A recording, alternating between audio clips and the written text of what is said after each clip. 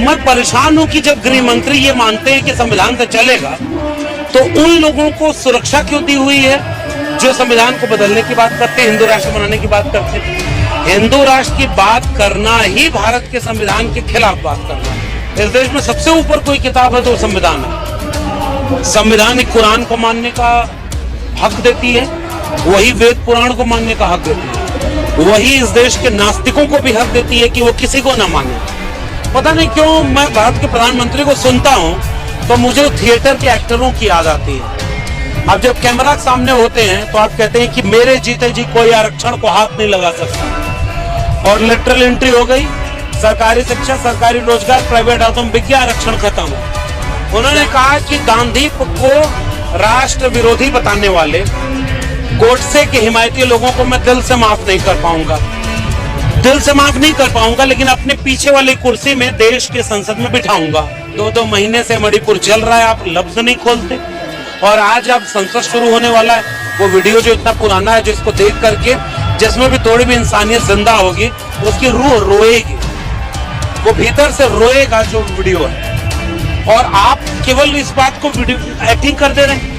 अरे आप खड़े हो जाओ सामने, आप देश के प्रधानमंत्री हो, आप हमारे प्रधानमंत्री हो।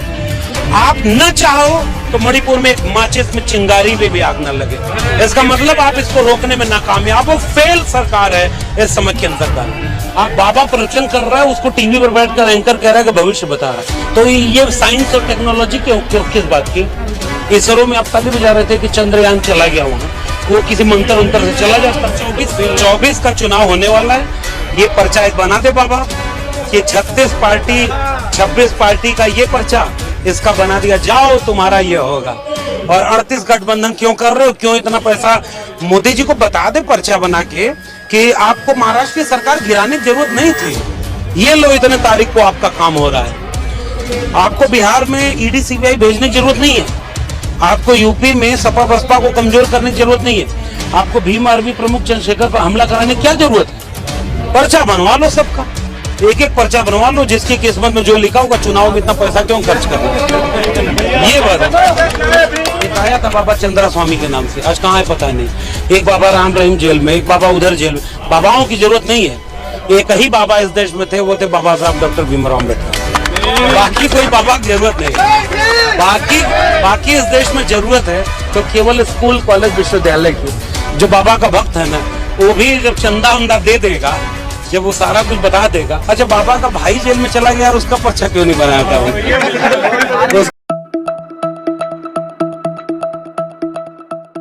देखिए, कोई भी मिशन मूवमेंट का स्थापना दिवस हो तो वो उस लिहाज से अगर देखें तो भीम आर्मी का आज स्थापना दिवस है, तो आज के दिन वो अपना कार्यक्रम करते ही रहते हैं हर साल। इस बार उन्होंने ये तय किया कि हम जो कार्यक्रम अंदर एक ढंग से करते रहे, अब उसको एक शक्ति प्रदर्शन की तरह बाहर भी करेंगे। उसकी कई वजह हैं, उसमें एक तात्कालिक वजह है भीम आर्मी के संस्थापकों में से सबसे प्रमुख आज़ाद समाज पार्टी के प्रमुख चंद्रशेखर आज़ाद के ऊपर जो जानलेवा हमला हुआ। अब उसके एक तात्कालिक घटना है और उससे उपजा हुआ एक आक्रोश है कि देश भर के भीम आर्मी या उनके मिशन आंदोलन से समर्थन रखने वाले लोग इस आज शक्ति प्रदर्शन में शामिल हुए हैं। लेकिन इस आक्रोश के पीछे और भी कई आक्रोश है ना।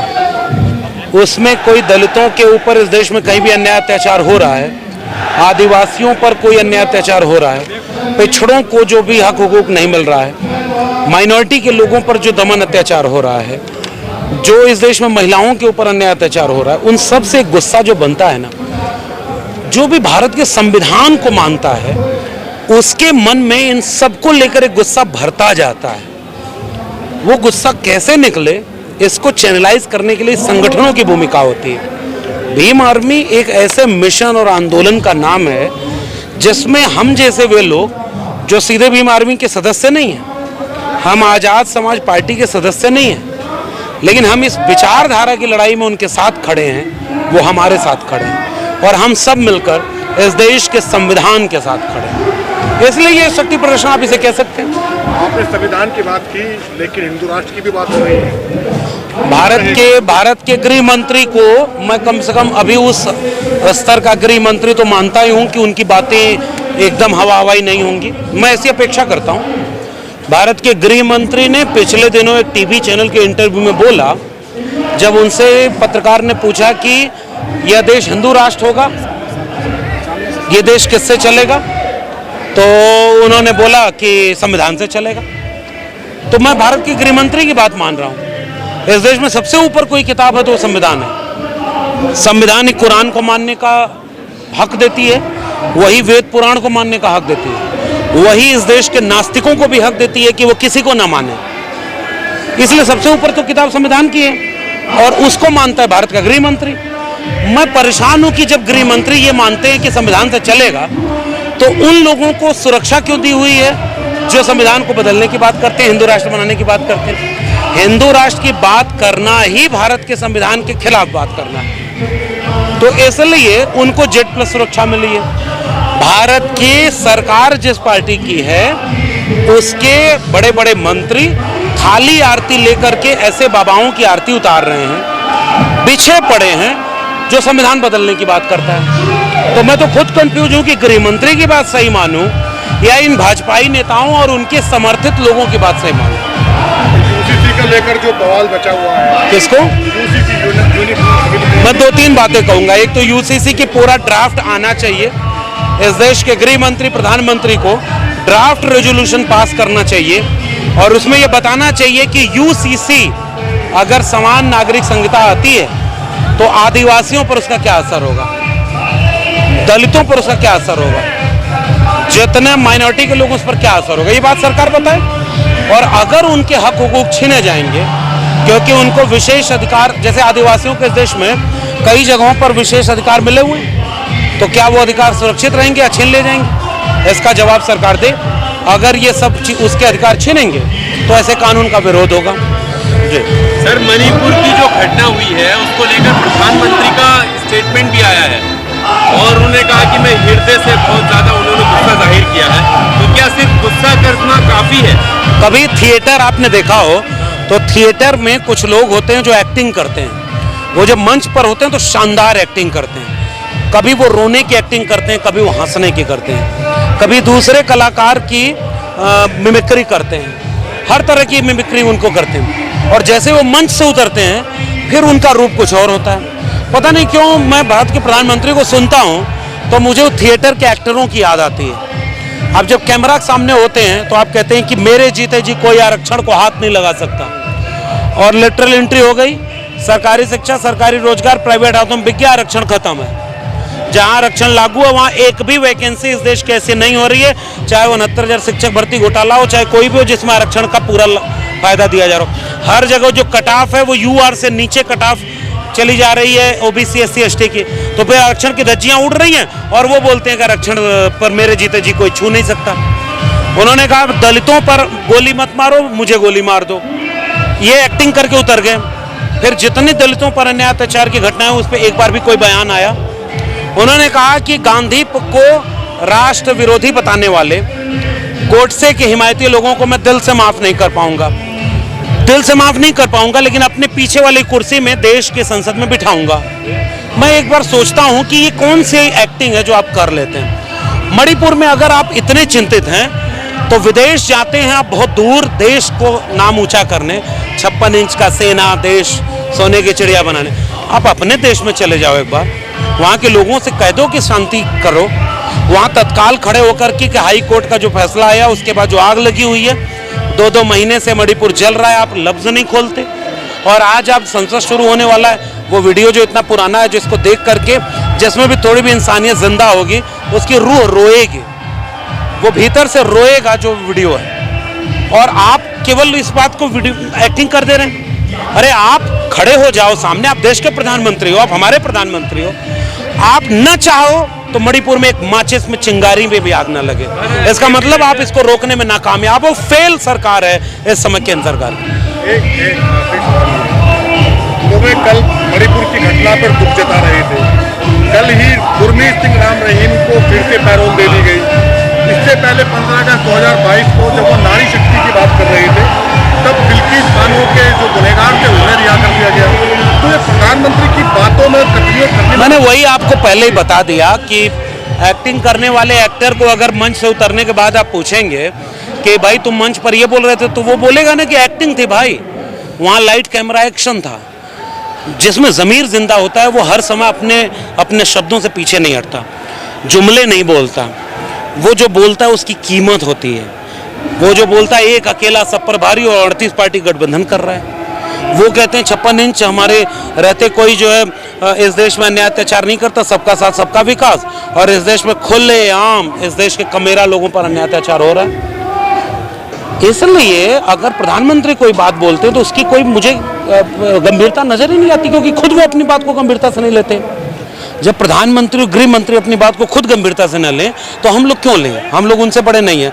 इसलिए मणिपुर की घटना के समय चाहे वो राम रहीम को बेल मिल रहा हो, अरे भाई इस देश में, मैं तो ये बात बोलना नहीं चाहता, लोग इसको अन्यथा लेते हैं, लेकिन हकीकत तो ये गूगल करेंगे तो आपको पता चलेगा कि 1990 के आखिरी दशकों में गणेश की मूर्तियाँ दूध पी रही थी, पूरा देश मूर्ति को दूध पिला रहा था। अब मैं पूछता हूँ कि आजकल प्यास नहीं लग रही? मतलब ये क्यों उदाहरण क्यों दे रहा हूँ? मैं एक धर्म पर कोई बात नहीं कह रहा हूँ, मैं ये कह रहा हूँ कि इस देश में कुछ भी आप ऐसा बोल दीजिए, जेसीबी से मिट्टी की खुदाई होती है ना, वहाँ 20 लोग 50 लोग बैठ करके देखते हैं। तमाशा बना दिया है सब कुछ को। आप बाबा प्रवचन कर रहा है, उसको टीवी पर बैठकर एंकर कह रहा है कि भविष्य बता रहा है। तो ये साइंस और टेक्नोलॉजी की किस बात की? इसरो में आप ताली बजा रहे थे कि चंद्रयान चला गया वहाँ, वो किसी मंत्र उंतर से चला जाता, फेल ना होता, नासा को फेल कर देता इसरो, तो हम मानते। लेकिन मैं बार बार ये कहता हूँ कि वैज्ञानिकों ने पूजा तो अभी भी की है ना? पूजा करेंगे, मैं तो अभी भी कहता हूँ दिल में जिसके धर्म और ये सब चीज़ें होंगी उसमें कुछ चीज़ें तो मुश्किल पैदा करेंगे। भारत का संविधान मुझे हमेशा याद आता है। भारत के संविधान के अनुच्छेद 51A में साफ लिखा हुआ है कि हम इस देश के नागरिकों में वैज्ञानिक चेतना का विकास करेंगे। तो मैं उसी वैज्ञानिक चेतना की बात करता हूँ, और मैं जानता हूँ कि मैं ये जानता हूँ कि अगर वैज्ञानिक पूजा करे तो इसका मतलब ये नहीं कि वो सही हो गए। कल को हो सकता है कोई और वैज्ञानिक आए और वो ये बात कहे कि जितना ऊर्जा तुम राफेल पर नींबू और मिर्चा टांगने में लगा रहे थे, उतना ऊर्जा और उतना पैसा इस देश के शोध संस्थानों में लगाते तो राफेल यही बनता। आप जितना भी हम सब इस्तेमाल कर रहे हैं, इस आपके विजुअल में जितनी भी चीज़ें दिख रही हैं उसमें एक भी देश की खोज नहीं है, और हमारे यहाँ की खोज इतनी थी कि हम सोने की चिड़िया थे। इसका मतलब ये होगा कि जो खोज कर रहा था उसके खिलाफ कोई खड़ा हो गया, और जो शोध करने वाले लोग थे, साइंस टेक्नोलॉजी वाले लोग थे, उनको पीछे कर दिया गया, और आज हमारा देश तकनीकी रूप से बाकी देशों पर निर्भर है। मैं चाहता हूं कि मेरे देश में आज भी इतनी क्षमता है जब वो बुद्ध को पैदा कर सकता है, कबीर को पैदा कर सकता है, आर्यभट्ट को पैदा कर सकते हैं, अम्बेडकर को पैदा कर सकते हैं, तो वो ऐसे ऐसे वैज्ञानिक भी पैदा कर सकते हैं, बशर्ते अंधविश्वास को टीवी पर बैठाकर प्रचारित न किया जाए। आप अंधविश्वास कह रहे हैं, इस पर गर्व महसूस किया जा रहा है कि चमत्कारी लोग पैदा हो रहे हैं। तो बता दे 24 का चुनाव होने वाला है, ये पर्चा एक बना दे बाबा कि 26 पार्टी का ये पर्चा इसका बना दिया, जाओ तुम्हारा ये होगा। और 38 गठबंधन क्यों कर रहे हो, क्यों इतना पैसा? मोदी जी को बता दे पर्चा बना के कि आपको महाराष्ट्र की सरकार गिराने की जरूरत नहीं थी, ये लो इतने तारीख को आपका काम हो रहा है।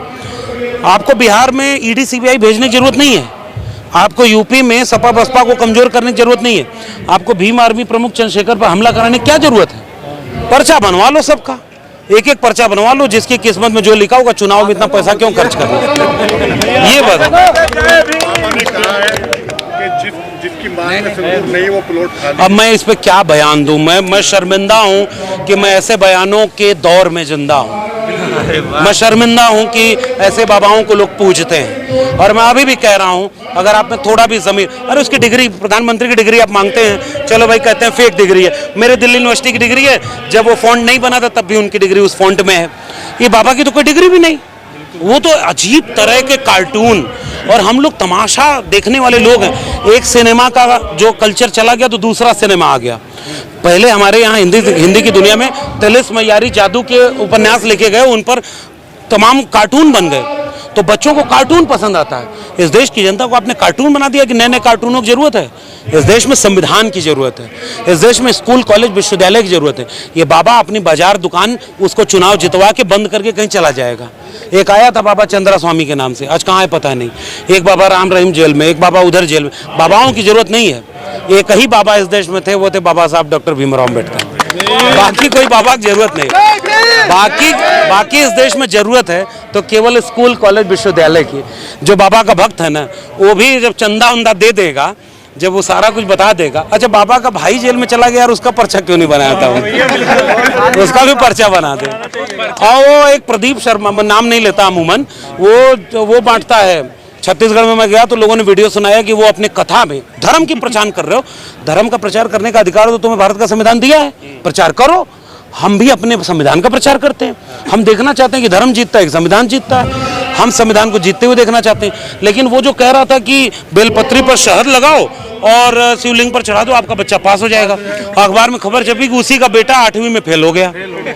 अच्छा, इसके बाद भी अगर इस देश की जनता न जागे तो मैं इस देश की जनता को लेकर के अफसोस मानूंगा कि आप अभी भी तमाम मानसिक गुलामियों में मशगूल रहे और आपके बच्चे की शिक्षा कोई बेच दिया, रोजगार कोई बेच दिया, महंगाई लाद दिया, देश बेच दिया। और उधर से वो जमुरा, वो गांव में भैंस चोराते थे। अब आखिरी बात है, इसी बात कोई सवाल नहीं, भैंस चोर रात में आते थे। हम लोग किसान कामगार कमेरा लोगों के यहाँ, और रात के अंधेरे में भैंस चोरी करते थे।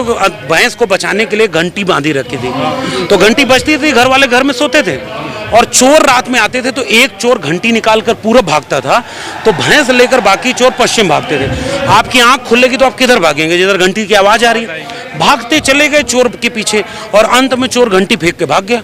आप वहां पहुंचे तो पता है आपके हाथ में क्या मिली, और दूसरी दिशा में चोर आपकी भैंस चुराकर इस देश में शिक्षा, रोजगार, स्वास्थ्य, स्कूल, पढ़ाई, कमाई, दवाई, सिंचाई, खेती, किसानी, किसान मजदूर के बच्चों के भविष्य के भैंस को चोरी की जा रही है।